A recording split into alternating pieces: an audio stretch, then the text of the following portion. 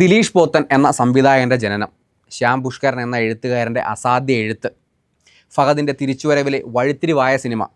ഇനി ഇതൊന്നും പോരെങ്കിൽ മലയാളത്തിലെ സോ കോൾഡ് പ്രകൃതി സിനിമകളുടെ തലതൊട്ടപ്പൻ എന്ന വിശേഷണമുള്ള സിനിമയാണ് മഹേഷിൻ്റെ പ്രതികാരം.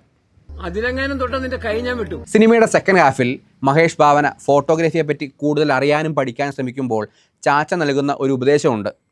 നല്ലൊരു മൂമെന്റ് സംഭവിക്കുന്നതിന് തൊട്ടു മുൻപുള്ള നിമിഷം അത് നമ്മൾ തിരിച്ചറിയണം, ക്ലിക്ക് ചെയ്യാൻ റെഡിയായിരിക്കണം. അത്രേ ഉള്ള കാര്യം. അതെങ്ങനെയാണ് സത്യമാകുന്നതെന്ന് ചോദിച്ചാൽ സിനിമയുടെ ക്ലൈമാക്സിലേക്ക് വരണം. അവിടെയാണ് അതിൻ്റെ ഏറ്റവും വലിയ രഹസ്യം ഇരിക്കുന്നത്. അടിയെല്ലാം കഴിഞ്ഞ് തോറ്റുപോയ ജിംസൺ ഹോസ്പിറ്റൽ കിടക്കയിലാണ്. അയാൾക്കൊപ്പം അയാളുടെ പെങ്ങൾ ജിംസിയും അമ്മയും ഉണ്ട്. അവിടെ നേരെ മഹേഷ് ഭാവന കയറി വരുന്നു. മഹേഷ് ഭാവന കയറി വന്നതിന് ശേഷം മഹേഷ് ഭാവന ജിംസനോട് പറയുന്നു, എനിക്ക് ജിംസിയെ ഇഷ്ടമാണ്, ജിംസൻ്റെ അഭിപ്രായം എങ്ങനെയാണെന്ന്. സാധാരണയായി ഒരു ഫീൽ ഗുഡ് സിനിമ അവസാനിക്കുന്നത് ഒരു ഗ്രൂപ്പ് ഫോട്ടോയിലോ അല്ലെങ്കിൽ ഒരു കെട്ടിപ്പിടുത്തത്തിലോ ഇല്ലെങ്കിൽ ഒരു മനോഹരമായ ഒരു ഫ്രെയിമിലൊക്കെ ആയിരിക്കാം. പക്ഷേ ഇവിടെ ജിംസൻ്റെ അഭിപ്രായം എന്താ എന്ന് മഹേഷ് ചോദിക്കുമ്പോൾ പെട്ടെന്ന് ഡയറക്റ്റഡ് ബൈ ദിലീഷ് പോത്തൻ എന്ന എഴുത്ത് കാണിക്കുകയാണ്. ഞാനും ജിംസിയും തമ്മിൽ അടുപ്പത്തില്ല. എനിക്കുള്ള കെട്ടിയാ കൊള്ളാമെന്നുണ്ട്. ബെസ്റ്റ്. എന്താ ജിംസിൻ്റെ അഭിപ്രായം?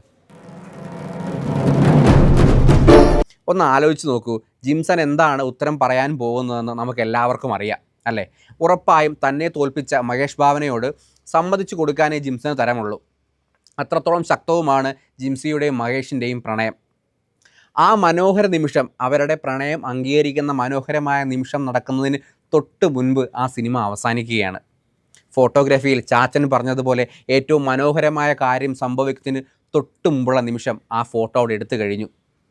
ആ ഫോട്ടോ ഒരു റീലായി, ഒരു ഫോട്ടോയായി പ്രേക്ഷകൻ്റെ എല്ലാം മനസ്സിൽ നിറയുമ്പോൾ പാട്ട് തുടങ്ങുന്നു, ക്രെഡിറ്റ്സ് തുടങ്ങുന്നു.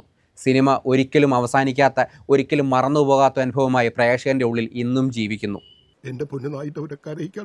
ദിലീഷ് പോത്തനെയും ശ്യാം പുഷ്കരനെയും ഫഹദിനെയും പോലെ മഹേഷിൻ്റെ പ്രതികാരവും ഇന്നും ഓർമ്മയിൽ സൂക്ഷിക്കാൻ കഴിയുന്നത് ഈ ഒരു മൊമെൻ്റ് കൊണ്ടാണ്.